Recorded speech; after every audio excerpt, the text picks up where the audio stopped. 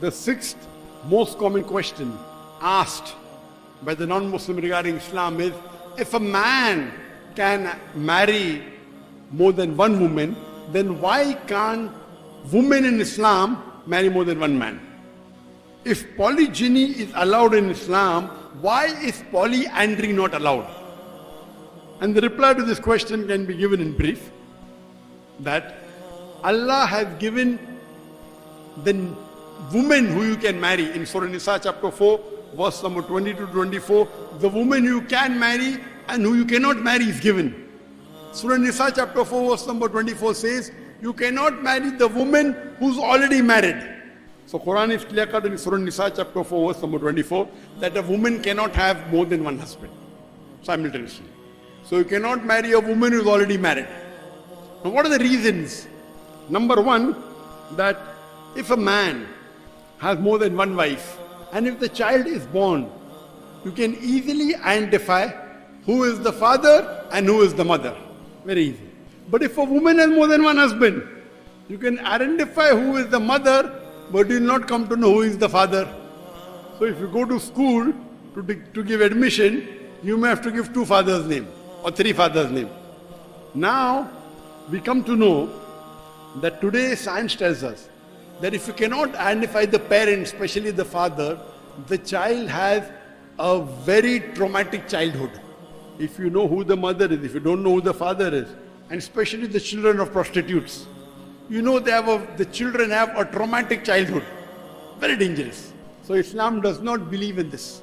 Identifying the parents, mother and father, is very important.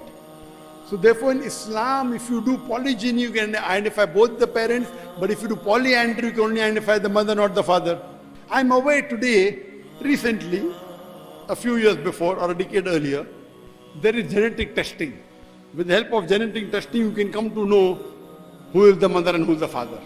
But this came recently. Islam is this since time immemorial. So it's 1400 years old, the Quran is revealed. It's not new. And of course, there are some issues in gender. But even if I agree it's correct, you can't carry a certificate always, oh, this is a genetic testing certificate. I belong to this man, not to the other man. Yet you will have people slandering you or laying objections. But this is not the only reason that you cannot identify the mother and father. There are various reasons. Number two, man is more polygamous in nature than the woman.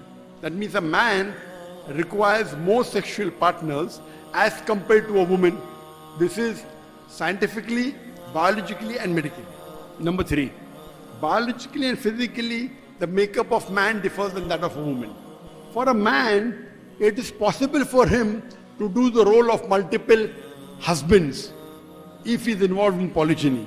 If a man has more than one wife, he can very well do the role of multiple husbands easily. But if a woman has more than one husband, because of a menstrual cycle, because of the estrogen level being released, it's extremely difficult for her to do the role of multiple wives. And that's the reason in Islam, a man has been told that when the woman undergoes menstrual cycle, you have to be kind and soft to her. Islam does not allow a man to give divorce when the woman is undergoing a menstrual cycle, because during menstrual cycle, her emotional level changes, and at that time you should not give divorce. Wait till the menstrual cycle is over. So Islam takes care of the woman during a menstrual cycle. So in this period, imagine, to take care of one husband is okay, but if she undergoes these physical, biological and psychological changes, and if she has more than one husband, for her to do the role of multiple husband is extremely difficult. Point number 4.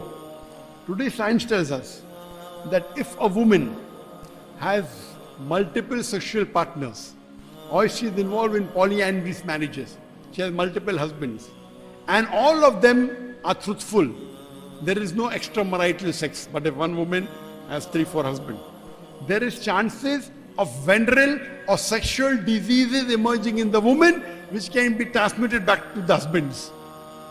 Which is not the case if a man has multiple wives and all of them are lawful to each other. Just because each woman has only one sexual partner, there is no chances of venereal and sexual diseases emerging. So that's the reason in Islam, Polygyny is allowed where a man can have more wives, where even if he has multiple wives, there'll be no venereal disease, there'll be no sexual disease. But if a woman has multiple husbands, which Islam does not allow, and if she has more than one sexual partners, there'll be venereal and sexual diseases which can emerge and be transmitted back to the husband.